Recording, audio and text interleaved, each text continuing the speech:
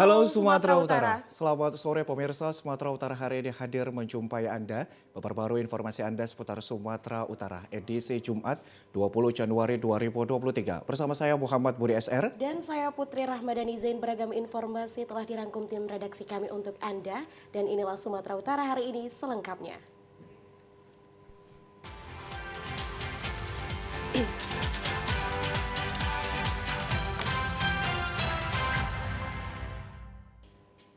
Pemirsa, informasi hari ini diawali dari Kejaksaan Tinggi Sumatera Utara lakukan penyuluhan hukum di ruang hijau terbuka.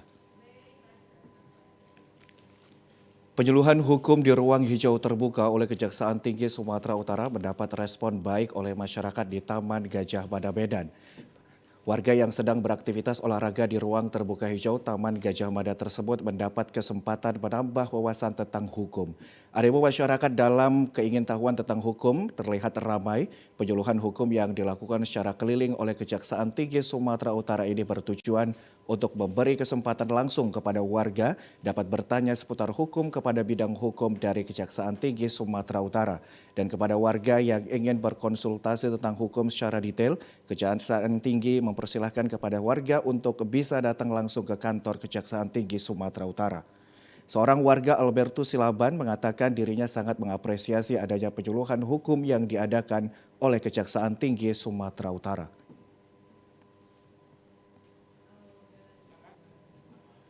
Assalamualaikum warahmatullahi wabarakatuh. Seiring dengan perkembangan kehidupan manusia, budaya yang semakin berkembang, teknologi yang semakin berkembang, maka ada batasan-batasan yang diberikan oleh pemerintah.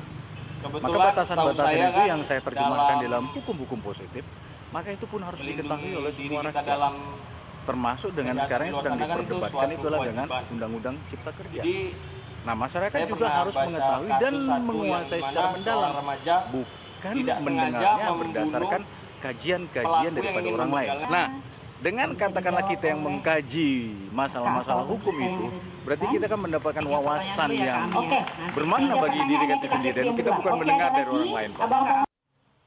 Kepala Seksi Penerangan Hukum Kejaksaan Tinggi Sumatera Utara, Yos Atarigan, menjelaskan animo masyarakat sangat tinggi dengan kegiatan penyuluhan hukum yang dilakukan secara keliling dengan berpindah-pindah lokasi. Atas partisipasi dan antusiasnya, bahwa memang animo masyarakat terhadap kegiatan ini khususnya dan umumnya kejaksaan sangat luar biasa. Dan ini program kita ini adalah objek menjawab. Kita senantiasa selalu dekat dengan masyarakat, senantiasa selalu terbuka akan setiap hal-hal yang ingin dipertanyakan oleh masyarakat. Kejaksaan Tinggi Sumatera Utara berharap kepada masyarakat untuk tidak malu dalam berdiskusi tentang hukum. Pemirsa, tim tabur atau tangkap buron Kejaksaan Tinggi Sumatera Utara berhasil mengamankan 2 orang terpidana atas nama Bernard John Lee Siagian dan Fernando Hutapea. Kedua terpidana tersebut sebelumnya dalam penanganan Kejaksaan Negeri Toba Samosir dengan kasus tindak pidana korupsi dalam pelaksanaan pekerjaan pembangunan jalan Ambor Gang Sampuara Kecamatan Porsea dan Uluan. Adapun pekerjaan tersebut di tahun anggaran 2017 dengan nilai kontrak sebesar Rp4.057.540.000 yang dikerjakan oleh Dinas Pekerjaan Umum dan Perumahan Rakyat Kabupaten Toba. Hal ini dibenarkan oleh pihak Kejaksaan Negeri Toba Samosir melalui Kepala Seksi Intelijen Gilbert Sitindaon bahwa eksekusi perkara kasus korupsi tersebut telah diterima oleh Kejaksaan Negeri Toba Samosir. Kasus tindak pidana ini saat ini segera akan dilaksanakan keputusan Mahkamah Agung. Eksekusi terhadap terpidana dengan penjara di rutan kelas IA Tanjung Gusta Medan dan selama proses hukum terpidana berstatus sebagai tahanan rumah. Gilbert Sitindaon menjelaskan sebelumnya Jaksa Penuntut Umum Kejaksaan Negeri Toba Samosir telah menuntut terdakwa atas nama Bernard John Lee Siagian dan Fernando Hutapea dengan tuntutan penjara selama 5 tahun 6 bulan dengan denda masing-masing Rp200 juta dengan uang pengganti sebesar Rp278.167.685 dari total kerugian negara sebesar Rp511.767.685. Berdasarkan putusan Mahkamah Agung tanggal 28 Juni 2022 yang menguatkan putusan Pengadilan Tindak Pidana Korupsi pada Pengadilan Negeri Medan tanggal 1 Maret 2022 dengan pidana penjara selama 1 tahun dengan denda sebesar 50 juta rupiah subsidiar 1 bulan kurungan dikurangi selama terdakwa berada dalam tahanan sementara. Akan dilaksanakan di sini atau di Medan, Pak? Terhadap penangkapan yang dilakukan oleh tim tabur Kejati Sumut tanggal 19 Januari kemarin semalam, tepatnya pada pukul yang sudah diamankan pada pukul 20.00 WIB atau jam 8 malam di Kejaksaan Tinggi Sumatera Utara. Para terpidana Bernard Jolny Siagian dan Fernando Hutapea sudah diamankan dan langsung dibawa ke Rutan Tanjung Kusta untuk pelaksanaan eksekusi oleh Jaksa Penuntut Umum Kejaksaan Negeri Toba Samosir. Ya, pemirsa, kita beralih ke informasi lain. Kapal tugboat MV Maju Daya Motor 35 dengan agen PT SLL yang mengangkut batu bara setiba di Boy 5 perairan Belawan pelanggar jaring milik nelayan asal Belawan. Akibatnya jaring nelayan tradisional penangkap ikan tamban yang berpangkalan di Sedeli, Kelurahan Pekan, Labuhan, Kecamatan Medan, Labuhan, Kota Medan mengalami kerusakan cukup parah dan koyak sepanjang ratusan meter lebih. Menurut tekong kapal tradisional Arifin, kejadian tersebut terjadi sekitar pukul 10 siang, di mana mereka baru saja melabuhkan jaringnya di kawasan, tepatnya di bangkai kapal yang tenggelam. Namun datang kapal tugboat MV Maju Daya yang bermuatan batu bara menuju Belawan menabrak jaringnya yang baru dibentangkan sehingga jaring ikan yang ditabrak mengalami rusak dan koyak sebanyak 2 bal. Kapal tugboat yang menggandeng tongkang Sinar Lestari 308 berhenti dan langsung para nelayan kapal tradisional mendatangi serta meminta ganti rugi kepada nakoda kapal MV Maju Daya karena nelayan tersebut mengalami kerugian hingga mencapai 7 juta rupiah. Karena tidak ada kesepakatan, para nelayan tradisional ini mendatangi pihak PT SLL namun ditolak dan mengaku tidak mengenal dengan para nelayan tersebut. Atas kejadian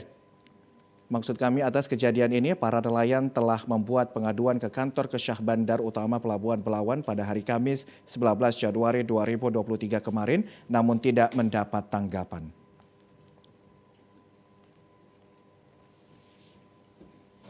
Jalan tak sesuai sama jalan dia. Seharusnya dia jalan di alur, di lampu. Jalan dia ada tertentu. Akibatnya macam mana, Pak? Apa yang rusak? Akibatnya jaring rusak 2 kepala. 1 kepala 3 juta, 2 kepala yang kena. Bapak sudah jumpai kaptennya kapalnya? Enggak mau mengganti, cuma ganti mau 300.000. Oh gitu. Saya mau diganti lah. Mau diganti sesuai sama sekarang saya. Kedatangan para nelayan ke kantor Kesyah Bandar Utama Pelabuhan Belawan ini untuk meminta solusi atau penengah dalam menyelesaikan permasalahan yang dialami nelayan karena akibat rusaknya jaring milik nelayan ini. Para nelayan tidak dapat melaut beberapa hari. Pemirsa, sejumlah warga lingkungan 14 Kelurahan Sunggal, Kecamatan Medan Sunggal mendatangi kantor Camat Medan Sunggal siang tadi untuk mengadukan kekecewaannya terkait kinerja Kepala Lingkungan 14. Kedatangan warga ini untuk mengadukan Kepala Lingkungan 14, Ardiansyah, yang mereka sebut tidak transparan dalam bekerja. Menurut warga, Kepala Lingkungan 14 tidak serius dalam bekerja, terlebih dalam urusan surat menyurat. Kedatangan mereka untuk memberikan surat keberatan yang diterima oleh perwakilan pegawai kantor kecamatan yang nanti akan disampaikan ke Camat Medan Sunggal T. Khainur Riza.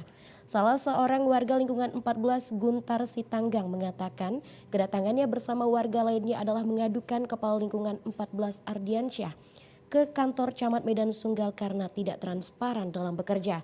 Selain itu, warga menilai kinerja Kepala Lingkungan 14 sulit untuk membantu warganya dalam kepengurusan surat menyurat. Dirinya pun berharap agar Camat Medan Sunggal T. Khainur Riza segera merespon keluh kesah warganya dan segera mengevaluasi Kepala Lingkungan 14. Seperti pengurusan KK, KTP, lain sebagainya gitu.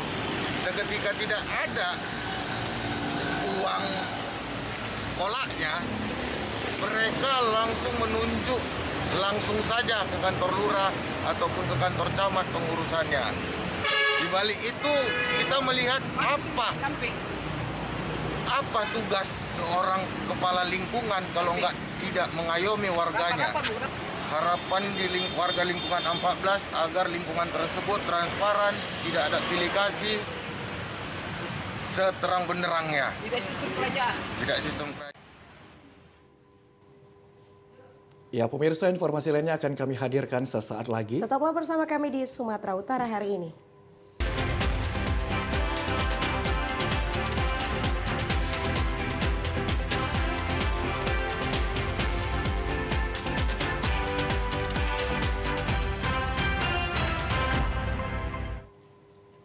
Terima kasih Anda masih bersama kami di Sumatera Utara hari ini. Pemirsa, keberadaan tempat pembuangan sampah sementara yang berlokasi di lapangan Teladan Kelurahan Teladan Barat, Kecamatan Medan Kota, menuai pro dan kontra dari masyarakat. Keberadaan tempat pembuangan sampah sementara digunakan sebagai wadah mengumpulkan sampah yang diangkut petugas dari rumah-rumah warga.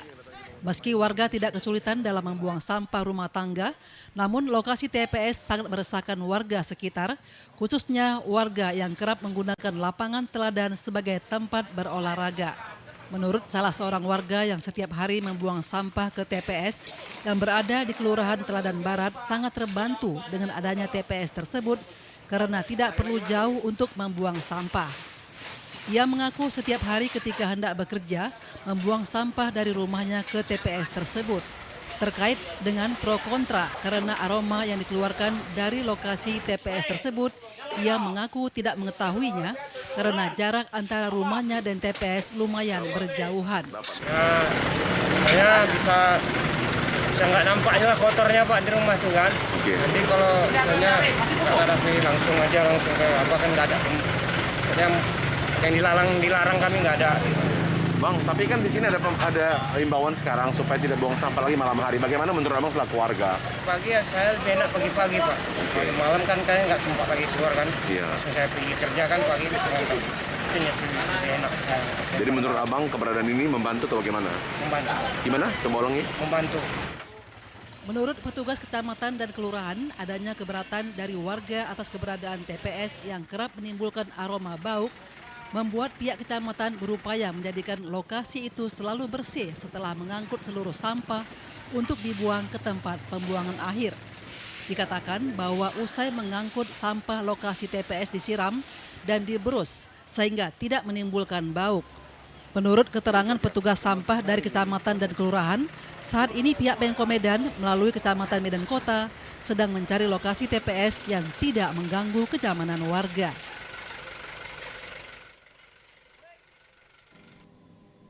Ya, pemirsa, DPRD Kota Medan meminta Pemko Medan untuk segera memindahkan lokasi tempat pembuangan sampah di sekitar Taman Teladan Medan karena dianggap keberadaannya tidak layak dan bisa mengganggu kesehatan bagi masyarakat serta merusak estetika ruang terbuka hijau.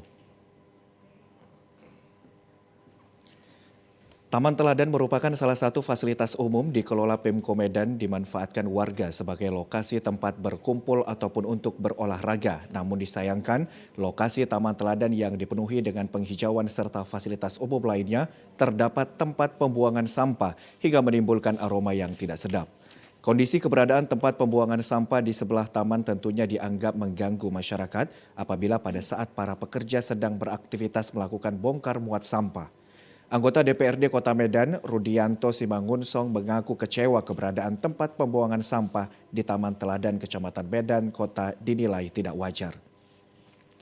Aroma yang tidak sedap ditimbulkan dari tumpukan sampah membuat masyarakat yang sedang berolahraga di sekitar taman dianggap tidak menyehatkan dan dianggap mengganggu aktivitas di saat warga melintas. Jargon pola hidup sehat sangat kontradiktif apabila dikaitkan dengan keberadaan tempat pembuangan sampah di taman, sehingga harus segera dilakukan pemindahan dengan lokasi yang representatif.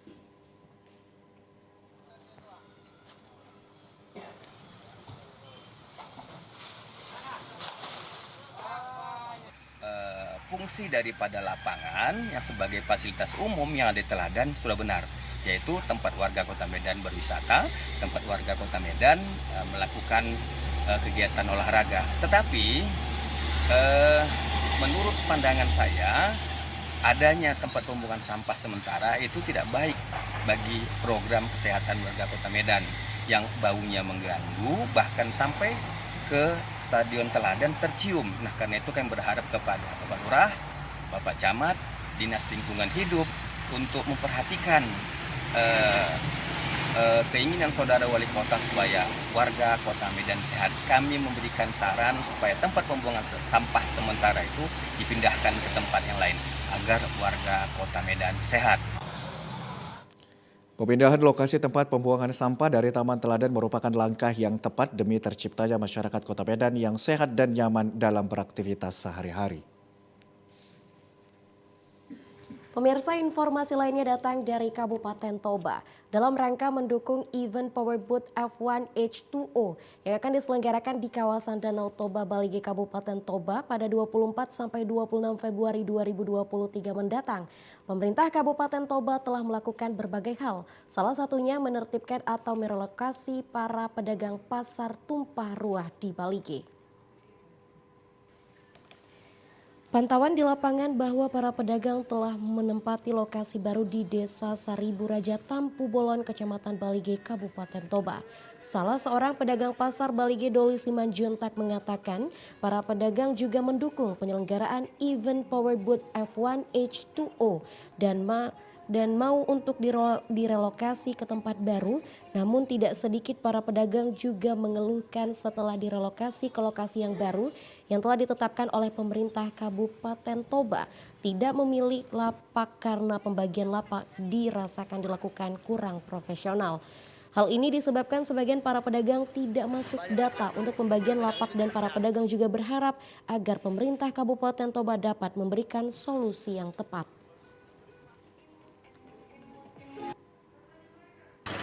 Banyak yang belum pedagang itu kena data, tidak ada kena data. Terlebih saya sendiri kena data, jadi kami ambil inisiatif sendiri jualan di pinggir jalan ini, tidak mau masuk ke dalam. Karena apa? Peta karena tidak ada. Itunya harapan kami untuk Pemkab Toba supaya diperhatikan juga masyarakatnya, terlebih pedagang-pedagangnya, supaya pedagang-pedagang itu saling kerjasama dan saling ada rasa kemanusiaan untuk ke depannya. Selain direlokasi ke tempat baru, para pedagang juga dihimbau agar menempati pasar tradisional Onan Balige bagi para pedagang yang telah mempunyai lapak.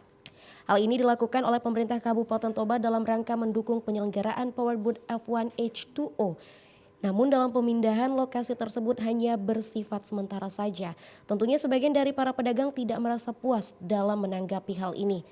Terlaksananya event Powerboat F1 H2O ini tentunya akan dapat membuka peluang, memajukan kepariwisataan dan membangkitkan UKM, serta menjadi kesempatan memperkenalkan indahnya Danau Toba ke dunia luar dengan harapan dapat memajukan perekonomian di tengah-tengah masyarakat khususnya Kabupaten Toba.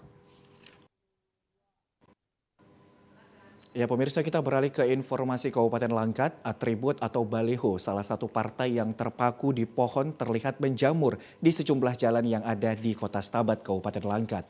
Masyarakat Kabupaten Langkat menyayangkan dan mengecam adanya baliho tersebut.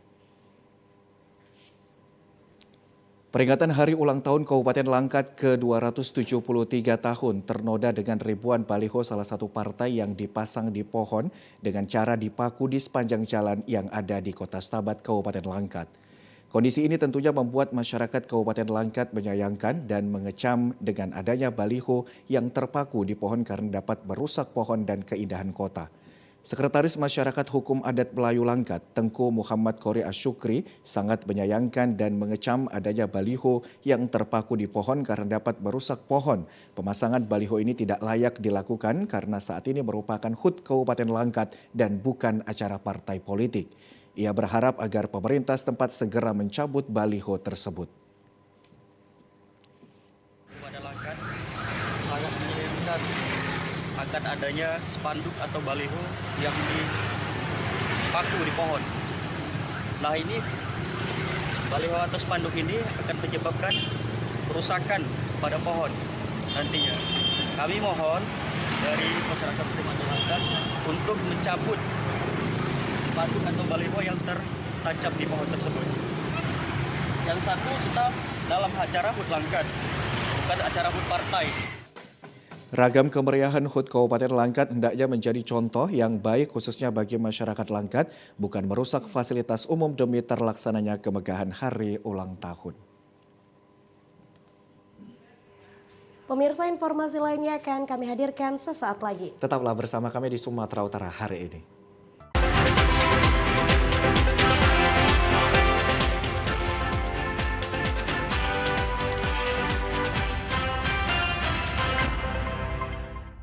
Terima kasih Anda masih bersama dengan kami. Pemirsa, 2 hari menjelang Hari Raya Imlek, permintaan buah di pasar tradisional MMTC Jalan Pancing Deli Serdang meningkat tajam. Tingginya permintaan buah di pasar tradisional MMTC didominasi oleh warga Tionghoa yang akan merayakan Imlek. Buah merupakan sajian penting bagi warga Tionghoa untuk disantap bersama keluarga. Selain itu, buah juga merupakan bagian dari kelengkapan sembahyang. Salah seorang warga Tionghoa, Heri, mengatakan membeli buah menjelang Imlek sudah merupakan tradisi bagi warga Tionghoa.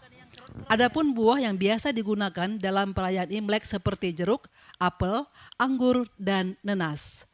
Jenis buah-buahan ini memiliki arti dan makna yang mendalam bagi warga Tionghoa untuk melambangkan kemakmuran, kesehatan, panjang umur, dan rezeki yang berlimpah. Untuk sembahyang, supaya tambah usaha, tambah lancar, ya murah rezeki, itu aja.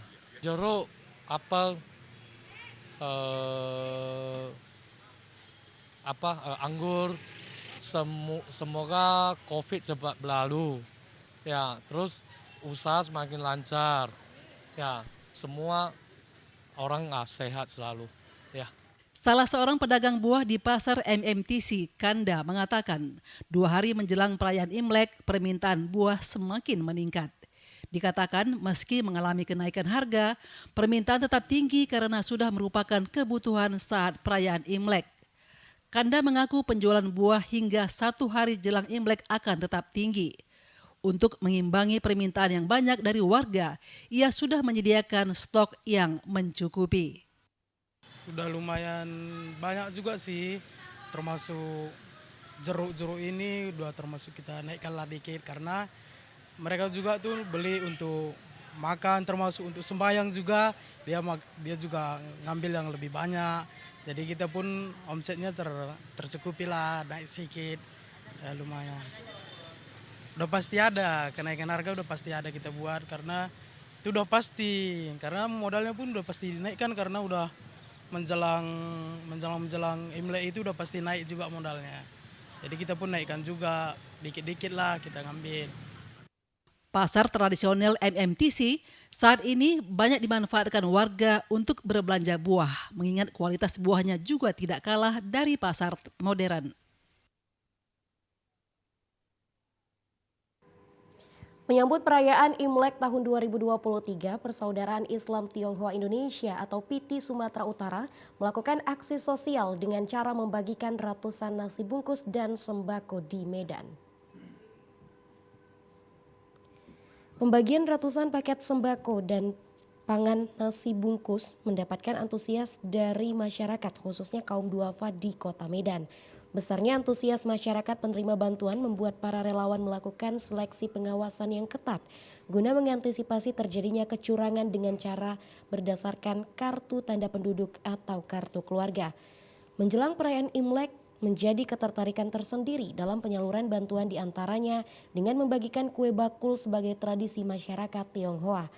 Aksi peduli masyarakat Muslim Tionghoa di Kota Medan ini merupakan kegiatan rutin sebagai wujud perhatian terhadap warga terdampak perekonomian yang semakin sulit. Dalam penyaluran bantuan kepada kaum duafa ini tidak memandang latar belakang, suku, ras maupun keyakinan atau agama apapun, namun merupakan aksi peduli berdasarkan niat yang tulus mengharapkan ridho dari Allah Subhanahu wa Ta'ala. PITI ini seperti biasa ya, kami selalu melakukan bukan hanya Imlek aja, di hari-hari besar seperti Lebaran ya, ataupun juga Natal, Tahun Baru, kita selalu mengadakan berbagi kegiatan bakti sosial kami berbagi kepada masyarakat yang tidak mampu, yang memang membutuhkan seperti abang beca, ojol, kaum duafa, itu kita berbagi sembako dan juga kue bakul, ampau, seperti itu, markisa, seperti itu. Aksi peduli persaudaraan Islam Tionghoa di Kota Medan ini diberikan kepada kaum duafa dengan harapan dapat memberi manfaat kepada masyarakat untuk bangkit dari keterpurukan ekonomi. Ya, pemirsa, Polsek Kuala Hulu beserta jajarannya gelar Jumat Curhat di Desa Tanjung Pasir, Kecamatan Kuala Selatan, Kabupaten Labuan Batu Utara. Selain melaksanakan gotong royong kebersihan, pada kesempatan itu juga membagikan paket sembako kepada fakir miskin dan kaum duafa. Inilah suasana anggota Polsek dipimpin oleh Kapolsek Kuala Hulu bersama warga antusias melaksanakan aksi gotong royong membersihkan halaman masjid bersejarah, yaitu Masjid Tanjung Pasir di Desa Tanjung Pasir pada pagi tadi 20 Januari 2023. Pada kesempatan itu Kapolsek dan jajarannya bersama aparatur desa memberikan bingkisan sembako kepada fakir miskin dan kaum duafa warga Tanjung Pasir, dan merupakan bentuk kepedulian sosial kepolisian kepada warga. PJS Kepala Desa Tanjung Pasir Jahri atas nama warga dan perangkat desa mengucapkan terima kasih kepada Kapolsek dan jajarannya atas kegiatan sosial di desa mereka. Kami dari pemerintah Desa Tanjung Pasir beserta masyarakat mengucapkan ribuan terima kasih yang sebanyak-banyaknya kepada atas kepedulian Bapak Kapolsek Kecamatan Kuala Selatan kepada Desa Tanjung Pasir yang kami cintai. Ya, tanggapan kami kiranya kami mendukung setiap ada program dari Polsek Kecamatan Kuala Hulu dan kami akan menerapkan Jumat bersih untuk ke depan sebagaimana yang dilaksanakan oleh Kapolsek Kecamatan Kuala Selatan. Kapolsek Kuala Hulu Ibtu Gulham Januar Lutfi menjelaskan kegiatan bakti sosial ini dilaksanakan setiap minggu, yaitu di hari Jumat dan Minggu secara bergilir di desa wilayah hukum Polsek Kuala Hulu. Selain melaksanakan program Kapolri, petugas jajaran Polsek juga ingin ikut serta peran aktif membantu dan juga dapat langsung mendengar keluhan warga terkait permasalahan hukum di tengah lingkungan masyarakat. Tadi kurang lebih berlangsung selama 1 jam. Alhamdulillah kami memberikan sedikit bantuan kepada kaum duafa, kepada pengurus masjid dan masyarakat sekitar. Betul, berhubungan ini ada hari Jumat, kita mempunyai program dari Bapak Kapolri yaitu Jumat Curhat. Kami melaksanakan kegiatan Jumat Curhat untuk menampung segala aspirasi, kesah dan permasalahan yang dihadapi oleh masyarakat. Kami di sini duduk ngopi bareng bersama warga, sekaligus tadi mengecek langsung lokasi untuk meninjau permasalahan yang ada di masyarakat tersebut.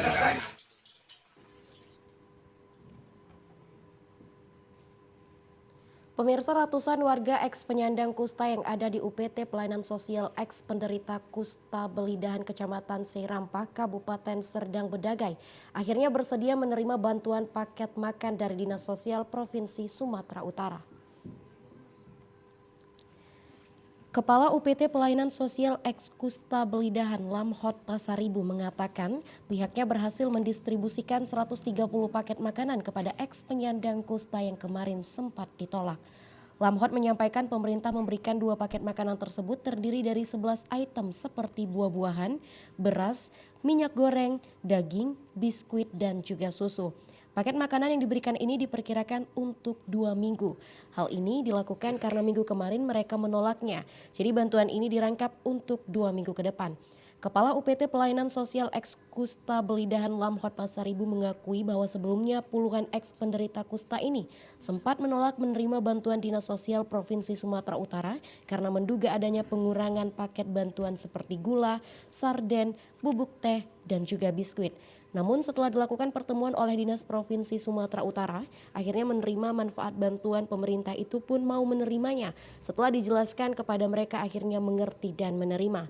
Lamhot juga menambahkan pengurangan bantuan tersebut didasari pada keterbatasan anggaran menyusul kenaikan harga kebutuhan pokok. Pihak Provinsi Sumatera Utara pun lantas berjanji akan mengusulkan perubahan anggaran untuk para eks kusta karena memang anggaran yang terbatas, sementara itu kebutuhan pokok terus meningkat. Mereka harus mau menerima seperti tahun 2022 jumlah item dan volume. Nah, seperti saya jelaskan waktu demo kemarin, ini kan ada kenaikan harga sehingga ada pengurangan volume. Nah, saya mau cerita sedikit, di 2021 di waktu stabil harga, untuk penyusunan anggaran 2022 ada 4 item yang kita tambah. Yang tidak ada di 2021 bertambah di 2022, misalnya ikan mas. 2022 itu kan akibat harga gejolak, misalnya minyak goreng yang hilang, kan harga beras pun naik. Sementara uang anggaran tetap per jiwanya, otomatis ada pengurangan volume.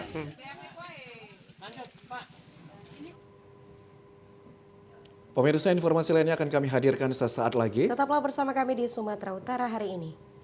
Pemirsa, KPU Serdang Bedagai melaksanakan tes wawancara terhadap 1.647 orang peserta calon anggota PPS yang dilaksanakan di masing-masing kantor camat di 17 kecamatan di Serdang Bedagai.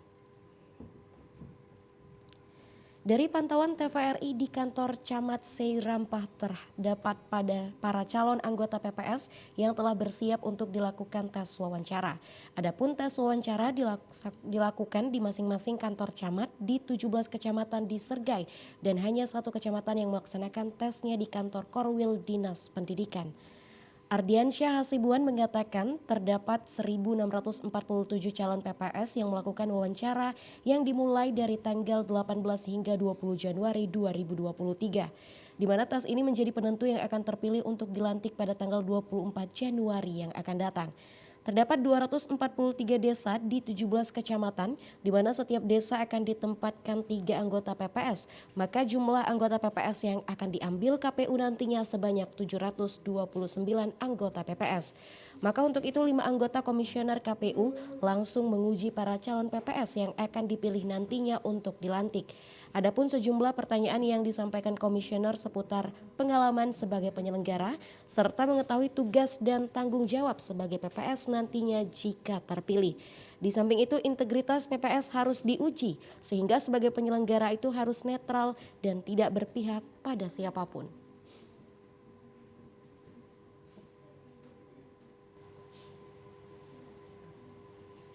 Ya, pemirsa, Komisi Pemilihan Umum Kabupaten Tapanuli Utara melakukan tes wawancara kepada peserta calon anggota panitia pemungutan suara di 15 kecamatan. Seleksi wawancara calon panitia pemungutan suara dari berbagai kecamatan di Kabupaten Tapanuli Utara digelar di Hotel Hosea Sipoholon, Tapanuli Utara kemarin dimulai dari pagi hingga sore hari. Seperti yang diikuti dari Kecamatan Sipoholon, para pesertanya mengikutinya cukup antusias. Sementara itu menurut sejumlah peserta tes wawancara dilakukan selama 3 hari dan tempat pelaksananya seperti di Kecamatan Simangumban, Kecamatan Sipahutar, dan Kecamatan Garoga. Ujian tes wawancara dilaksanakan di kantor camat masing-masing. Untuk penyelenggaraan pemilu mendatang, PPS mempunyai peran penting dalam pelaksanaan pemilu dan menjadi garda terdepan bagi terselenggaranya demokrasi elektoral yang berkualitas. Dalam tes wawancara yang digelar KPUD Taput di kantor kecamatan masing-masing diikuti sebanyak 1.380 orang peserta calon anggota PPS yang dinyatakan lulus seleksi dan menjalani seleksi tertulis serta tes wawancara hingga tanggal 20 Januari ini. Ketua KPUD Taput Kopman Pasaribu mengatakan sesuai dengan tahapan pengumuman hasil tes wawancara akan disampaikan pada tanggal 23 Januari mendatang dan akan dilantik pada tanggal 24 Januari. Harapan kita, Pak, ini wawancara terakhir di 3 hari yang kita laksanakan supaya berjalan baik. 2 termin hari kemarin itu berjalan dengan baik dan ini 6 kecamatan terakhir yang kita laksanakan dan kita harapkan berjalan sesuai dengan mekanisme yang ada untuk menghasilkan PPS yang mumpuni melaksanakan pemilu di setiap desa di Kabupaten Tapanuli Utara. Itu saya kira. Pemirsa, Karate Kushinryu M Karate-do Indonesia atau KKI kembali melakukan pengembangan dengan membuka dojo di lingkungan Kelurahan Kenangan, Kecamatan Percut Seituan. Olahraga bela diri ini diharapkan mampu menjadi media alternatif bagi kegiatan positif kaum muda-mudi hingga memiliki prestasi. Olahraga karate menjadi salah satu cabang olahraga yang digemari di Indonesia setelah sepak bola. Olahraga yang berasal dari negeri samurai ini pun telah melahirkan banyak atlet berprestasi dan tentunya mengharumkan nama bangsa di kancah kejuaraan internasional. Di Sumatera Utara, karate diharapkan mampu menjadi sarana bela diri sekaligus kegiatan alternatif bagi kaum muda-mudi agar terhindar dari kegiatan negatif seperti narkoba hingga kenakalan remaja lainnya. Dengan melakoni olahraga karate, diharapkan setiap generasi muda dapat mengimplementasikan nilai-nilai bela diri sebagai sarana berbuat kebaikan, menolong sesama, dan berprestasi dalam segala jenjang kejuaraan. Salah seorang atlet karate, Lili, mengatakan dirinya menekuni olahraga karate sebab ingin menunjukkan meski olahraga ini berasal dari negeri Jepang, namun di Indonesia seni bela diri ini tak kalah diminati banyak generasi muda. Dibukanya dojo atau tempat latihan di Kelurahan Kenangan, Lili berharap ini dapat memacu semangat dirinya dan seluruh karateka Kushin Ryu M Karate Do Indonesia. Buat saya sebagai senior dari adik-adik yang lain, pasti supaya adik-adik bisa lebih dari kita semua, dari senior-seniornya bisa lebih lagi, bisa tanding kemana-mana, bisa keluar negeri, pokoknya kemana-mana banyak prestasi yang bakal kita dapat, KKI dapat dari adik-adik yang berprestasi ini. Pastinya kita semua bakal berlatih keras ya nggak? Bakal berlatih keras terus, ada kesempatan-kesempatan pasti kita bakal dapetin itu kesempatan yang ada, kita bakal dapetin apa yang ingin kita raih, semuanya pasti itu sih pasti. Dojo Karate Kushin Ryu M Karate Do Indonesia atau KKI yang dibuka kembali ini sangat didukung oleh para orang tua karateka sebab memiliki lapangan yang cukup luas sehingga latihan dapat berjalan dengan lebih sempurna. Harapan dari dibukanya Dojo Karate Kelurahan Kenangan KKI dapat lebih berprestasi dari sebelumnya. Kelurahan Kenangan, dan terima kasih juga buat Bapak Lurah yang mengasih kesempatan dan waktu dan mengasih kelurahan ini untuk menjadi tempat latihan daripada anak-anak di Kelurahan Kenangan. Upaya pemerintah dalam mendukung pembukaan dojo dengan memberikan sarana tempat harus diapresiasi. Hal ini membuat para orang tua karateka menjadi kian yakin bahwa dari dojo ini nantinya akan melahirkan banyak karateka berprestasi dan juga membanggakan.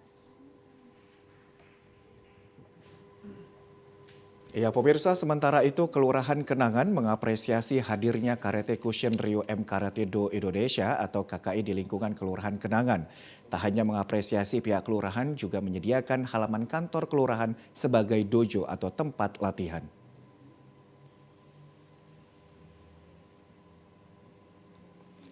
Halaman kantor Kelurahan Kenangan Kecamatan Percut Setuan menjadi tempat berlatih para bibit atlet karate mulai dari usia anak-anak hingga dewasa hampir setiap sorenya.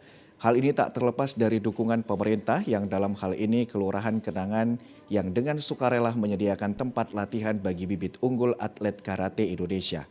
Lurah Kenangan Hakim Nasution mengatakan pihaknya mendukung penuh dan mengapresiasi kegiatan latihan karate yang diselenggarakan di areal kantornya ini. Dirinya mengungkap olahraga karate menjadi alternatif bagi anak-anak maupun remaja agar terhindar dari kegiatan-kegiatan negatif seperti narkoba hingga tawuran yang marak belakangan ini. Dibukanya dojo karate ini diharapkan antusias anak-anak hingga remaja di wilayah Kelurahan Kenangan dapat bangkit dan menggemari olahraga bela diri asal Jepang ini dan dapat berprestasi sekaligus dapat meminimalisir kecanduan anak-anak dengan gadget dan lebih menggemari olahraga.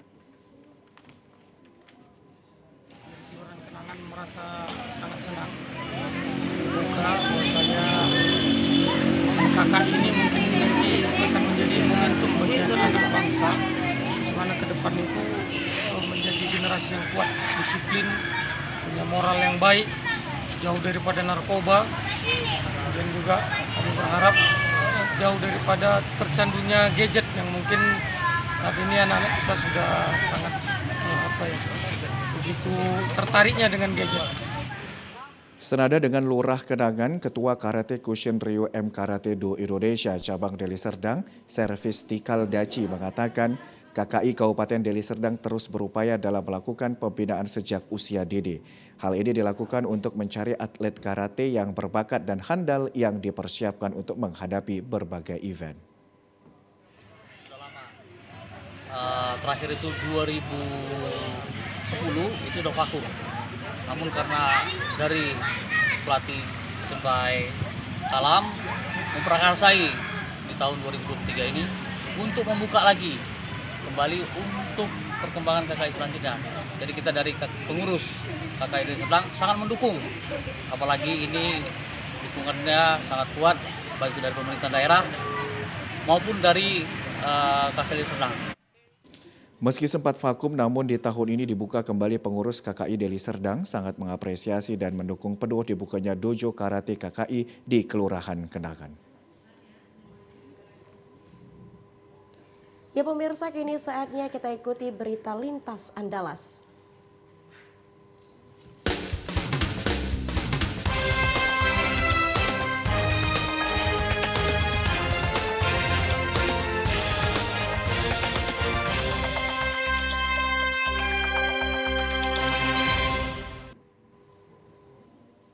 Pemirsa, dari Januari tahun 2022 sampai dengan Januari 2023 terdapat 68 warga Aceh Selatan yang terserang penyakit demam berdarah Dengue.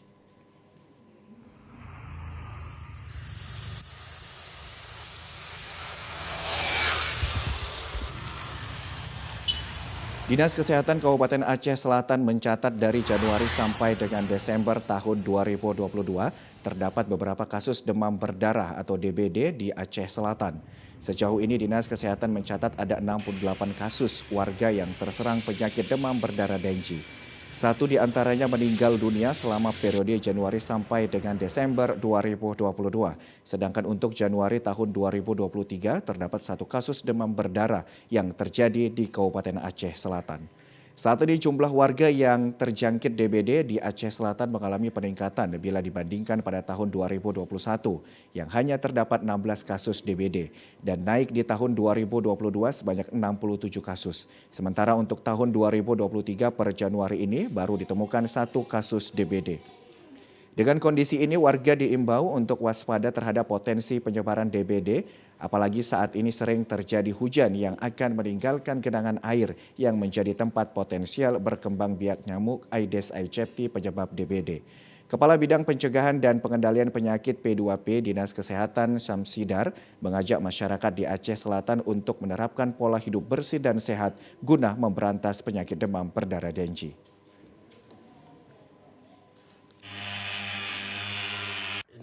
Untuk Kabupaten Aceh Selatan sendiri untuk update kasus DBD selama tahun 2022 ada berapa Kak? Untuk update kasus DBD mulai Januari sampai dengan Desember 2022 untuk Aceh Selatan ada sebanyak 67 kasus. 67 kasus ya. Untuk 2023 ini sendiri Kak? Untuk 2023 yang tercatat sampai dengan per hari ini baru ada 1 kasus. 1 kasus ya. Ini upaya apa saja sudah dilakukan oleh Dinas Kesehatan sendiri? Ya, untuk upaya kita tetap memberikan promosi kesehatan terkait dengan gotong royong dilakukan oleh masyarakat berkaitan dengan pemberantasan sarang nyamuk seperti menguburkan barang-barang bekas, menguras bak mandi, tetap menghindari tempat-tempat tempat perkembangbiakan nyamuk.